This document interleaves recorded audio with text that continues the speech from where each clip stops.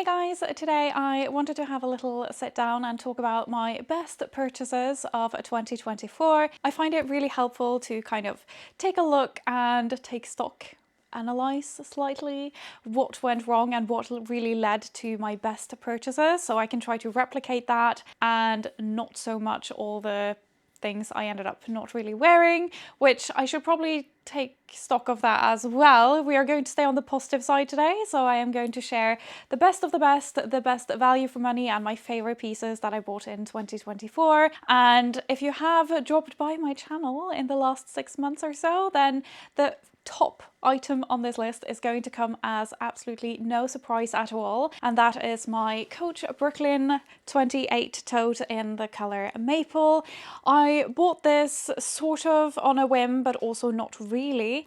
So this came out as sort of a star bag immediately. It has a very vintage inspired look, but I think Bella Hadid wore it, so of course it just started selling out immediately and it became an it bag overnight. I had my eye on this for a bit and it was just sold out for the longest time. So when I saw it back in stock, I obviously had notifications on, so as soon as I got that email, I ordered it immediately, which I normally like to sit on things for a bit and evaluate, maybe see if I can get a discount. But here I ordered it straight away and 5 minutes later it was sold out again. So I do not regret it at all. And I ordered this thinking if I don't like it, because this isn't typically my style, so I thought if I don't like it, I can just return it, which would obviously not be a problem. I could probably even sell this easily if I didn't like it after actually wearing it. I typically end up with a lot of flap bags, so this was something quite new to my wardrobe, which is one of the reasons I think it worked so well. It was something different. It was also a different shade. Hopefully you can see in camera, it's a very dark brown, and I love this shade. I can see why it sells out so quickly. It is a beautiful shade, and I bought it sort of tail end of summer, and I knew this was going to be perfect for autumn. It definitely was. I am wearing it all throughout winter. It's not the most versatile shade, I will say that, because I don't think it is the perfect summery shade, but I don't really mind. I love this bag for what it is, and I really actually appreciate having something that is a little bit more niche, if I can say that, because I think it's easy for me at least to fall in a sort of trap, if I can call it that, of always wanting to get the most versatile bag, get the bag I can get the most wear out of, and just, you know, that's how we end up with a ton of black bags in our wardrobe, and suddenly we're a little bit bored and they're all too similar. So I don't actually mind this being a little bit more sort of coined for autumn and winter. And I think that is another lesson that I really learned this year, that it's really nice to have something that is really specific, that is perfect for one thing, even though it's not going to work for everything else. I also made a review video of this bag where I compared it. I loved it so much that I ended up ordering the size up as well in black, and I did end up returning that one. I am still a little bit on the fence, but I think it was the right decision. I have, since making that video, kind of moved into thinking that the bag wasn't too big on my frame. I would have gotten use out of it. I think what was a little bit annoying is that when I hand carried that bigger bag, it would actually hit the floor, because my arms are quite long, but I am very short. So that didn't quite work for me, but I still quite love the larger version as well. But I love everything about this bag. I think it is fantastic for carrying some everyday items. This has been heavily worn over the last 6 months, and you can see it has, I don't want to say misshapen, but it has softened quite a bit, and it is not as pristine as when I bought it, but I just love it more. I think the vintage style really works with this bag being a little bit more lived in as well. The one thing that was a little bit of a challenge for me when I bought this bag, but it doesn't make me regret it, but the shade, as I already talked about at length, made it a little bit difficult, because I didn't have shoes in this shade, I didn't have a belt in this shade, and my silly naive little mind when I bought it thought, oh, I have plenty of brown shoes and belts, I'll find a way to pair them together. It did not work. It definitely did not work. So I think for me, the bag itself was one price, but then the price of buying shoes and accessories, especially shoes and belts, in that same shade to kind of match it, made the bag a little bit more expensive. It's difficult to actually make this video not too long because I'm obviously talking about my favorite purchases of the year and it makes me very excited and I can talk about them at length. I mean, that is why I have this channel, is it not? Now, obviously I don't just have accessories on this list, I do have clothing as well, and again, all of these have featured quite heavily on my channel in the last few months because I am just so excited. So this cropped wool jacket right here, I could also not stop talking about. I mean, that is going to be the same for pretty much all of these items, but this one right here is from And Other Stories. I have 2 of my clothing pieces on this list are from And Other Stories, and this one is just so good. This was another piece that was a little bit new to my wardrobe. I didn't have anything like it, which I think is definitely a lesson from this list, as you will see as we go through it. The best purchases for me fill a gap in the wardrobe and are not just more of the same, really, but it still has to be right. So I'm trying not to just panic buy a whole bunch of new things because maybe I will love it. And I did actually look at styles like this last winter, but there weren't as many options in the stores. It wasn't quite as popular as it has been this year. And I also found that the ones I liked had already sold out by the time that I got around to wanting to try the style. So this year I was a little bit more on the ball. I was a little bit more, I am going to try this and I'm going to find the version that I like the best. So I bought this one and there are a few reasons why I really love it. First of all, it is a really roomy fit. I bought this in a size extra small and I can still fit a bunch of knitwear underneath. The second thing is that this has a lining, which a lot of these do not, because double-faced wool, unlined jackets like this are quite popular. They're obviously a bit lighter, so perfect if you don't have super cold autumns or winters. So I get it, but I love having a lining because it obviously just means that it glides over whatever you have on underneath. So I really love it. It makes the jacket a little bit thicker as well. This is on the thicker side. I also love it because it is 70% wool and it means it is really warm. It just is a really versatile shade that I've managed to wear over so many different things. There are just so many beautiful details on this jacket. Just think that it's difficult to find something on the high street that can beat this for the price and the quality. And you can see, I've mentioned this before as well, with all of the seams going through this. It's so easy when you have high street items and lots of seams. It can look really messy and really cheap very fast, and this just doesn't. It's such a beautiful piece. I've ended up wearing this with dressy outfits, I've worn it with dresses, I've worn it with casual outfits. Just goes with so many different things. It had to make this list. Now, I actually have one more item on this list from And Other Stories. I've had some great purchases from them this year, and especially these 2 have been amazing. And I've talked about this as well. This is the maxi bias cut dress, very long. I've shown this in a ton of different videos, from sort of capsule wardrobes to holiday lookbooks. It's just been so versatile. And because this is a cut on the bias, for those who don't know, that means that the fabric, the weave of the fabric is going at a diagonal, and that typically means that it just hugs your body much more nicely than something where the weave is going straight down, but it does take a lot more fabric to create.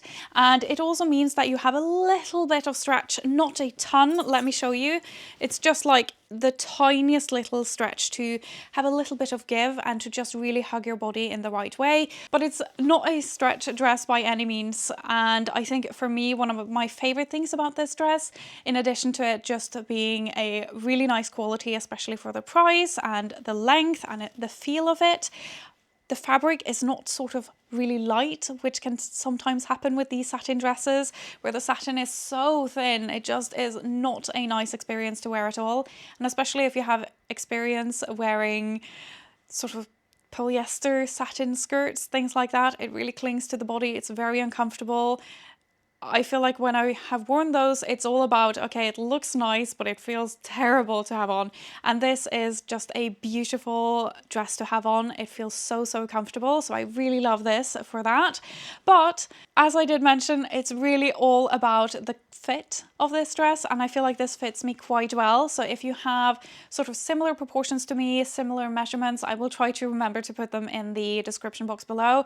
If not, I have them in my bio in my LTK, so you can go have a look there as well. It is a really beautiful dress, and they have brought it out in several different colors as well. One of my favorite ways of getting the most wear out of this, and the reason I've gotten such a low cost per wear on this dress, is that I will wear this and then I put a jumper over it. It can be a crop jumper, a long jumper.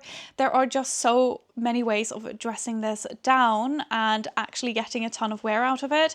And I've gotten so many comments on what a beautiful skirt you're wearing, and I just lift my jumper like it's a dress because I'm weird like that. Now, the next piece is a little bit of a cheat because I did not technically buy this. I was gifted this in a collaboration I did with Lily Silk, but I would 100% purchase this. If I lost this tomorrow, I would buy it immediately. And it is this baby cashmere crew neck jumper. This is such a simple piece, but this cashmere is gorgeous. It is so, so beautiful, and I think I am going to need to add a few more pieces next year because I have worn this so much. If you have not tried cashmere yet, I have said this several times that cashmere is one of those investments that as soon as I started adding it to my wardrobe, I just went, okay, this is going to be a part of my wardrobe now. I would much rather add a couple new pieces of cashmere rather than a ton of different acrylic or polyester pieces. And especially if you have an issue with wool as well, if you think it feels a little bit scratchy, cashmere is the softest thing you will ever put on your body. In addition to being great for winter, it's one of those pieces that is fantastic for sort of early autumn and into spring as well, where you don't want these super heavy, chunky knit jumpers. Cashmere is just one of those fantastic pieces. I have never regretted adding cashmere to my wardrobe, and especially the Lily Silk baby cashmere. Gorgeous, beautiful quality, and this just had to go on the list of one of my favorite pieces. Now, typically when I do a end of year review and look at what my best purchases were, there are often a lot of accessories because they are the pieces that I can repeat wear a lot and pieces that really elevate my basics in my wardrobe. Things where I can wear it with a lot of different outfits and it makes me like my outfit just because of that accessory, if it makes sense. So I don't tend to have only clothes on these lists, and when I do have clothes, they really deserve to be there because that means I have gotten a ton of wear out of them.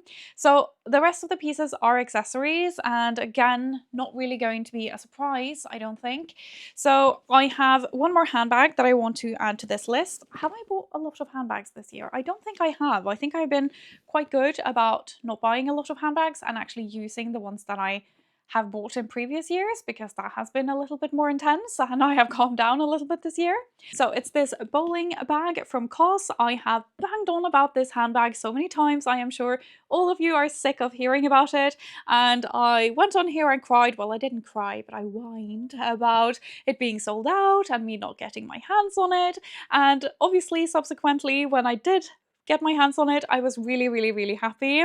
I think the style of this is just really cool. It's obviously sort of inspired by the Margot from the Row, which is thousands upon thousands, super expensive, could never. And I love that this is very much feeling like it's on trend, and I love the style of it, but it's still its own thing. It's not trying to be a direct copy of it, which I think is a little bit more difficult to stomach. I love this one. The quality as well is just beautiful, and I think this was $250, $300, somewhere around there, and I think that is a very fair price for the quality. It's a lot of leather. The inside lining is cotton, but the entire outside of the bag is suede leather, and the facing on the inside as well is leather. The quality of this just feels really, really beautiful. I have worn it a ton already. Whenever I need a ton of stuff with me, as you can see, this is a huge handbag. if I need an overnight bag. I've even used this as a weekend bag. I have carried work stuff with this. It will obviously fit a laptop and clothes and a lunch and whatever else. It's such a good handbag. It fits a ton. And also when I do my little outfit shoots in the morning, I will sometimes just stuff this full of other handbags and shoes and cameras and just everything, and it just is so roomy. And the handles are still really nice. You can actually fit it over your shoulder without it sort of poking too far up. It's a really comfortable handbag for how big it is. I think it is really good and definitely worth the price. And I think I said this in my video where I first started talking about it, that if you see this in stock, just buy it because it sells out so quickly. I was very lucky to just, obsessed, don't know what the right word is, but I happened to be on the website when it was restocked, and I just immediately bought it. It sold out again super fast after, and I'm really happy I got my hands on it. They do it in regular leather as well, and I saw that they brought it out in a sort of burgundy color as well. It looked really good. So I'm hoping that means it's a bag style they will keep around for a little bit and maybe bring out in more colors. I'm dying for something like this in a sort of muted green. I think that would be stunning. Either way, super practical, super beautiful, feels very on trend, but it's obviously not so trendy that I feel like this is going to look outdated next year. Now, the next accessory I have feels like a little bit of a cheat again, because I did buy this, but I bought it at the very tail end of last year. So technically it's not a 2024 purchase, but it's very much a 2024 item where I have used it so much. And let me show you, it is my Jacquemus scarf. And I did go, I think even as far as 2022, I wanted to buy this. I waited a long time. So I bought this about a year ago, I will say, and I've used it. I used it all of January, February, and even in March. And then I started using this again in September because it was quite cool. And I love this so much. And even though it is a very heavy logo on it, if you turn it around, there is no logo. And I just really love the color combination of the cream and beige. I think it is beautiful. And to be quite honest with you, when I am wearing this, can you see that there is a logo here? Because I can't. Like, it just looks like a geometric print, which I am totally fine with. And for photos, when I want the logo, it's just for Instagram. It's stupid. Instagram is not real life. And I have just enjoyed having a really warm, really big scarf. This I have worn as well as sort of a shawl because it is that big, and because this is 100% wool. It's really nice and warm. It's not scratchy. It's super soft wool. I will say that. It is just a fantastic and really beautiful quality. And as far as designer scarves go, it's really not too expensive. I think I paid 170 euros for this, if I remember correctly. And I think I bought it at 20 or 25% off. So it really wasn't that expensive considering the materials are amazing. The quality on this is just fantastic. And it has been, I want to say, pretty much the only scarf I have worn all of 2024, because even though I have my other scarves, I don't reach for them because I just go for this because it's just so comfortable to wear. I only kind of wish I bought it a little bit sooner, but it has been one of my best items for 2024. I've worn it with so much. It just really lifts an outfit, I think, adds a little bit of print and a lot of warmth and comfort and coziness. If you have any experience with any of these pieces, I would love to hear, and I would also really love to hear what your best purchases of 2024 were. I always really love reading what other people love adding to their wardrobe. It can be super small or really a bigger investment, and it really shows that it's all about adding value to your wardrobe and not about having the highest price tag. It's not always the most expensive items that make us the happiest or are the best investments, as I'm sure we have all experienced. But I am going to stop rambling. Thank you so much for watching. I hope you have an amazing rest of your day, and I'll see you very shortly in the next video. Bye!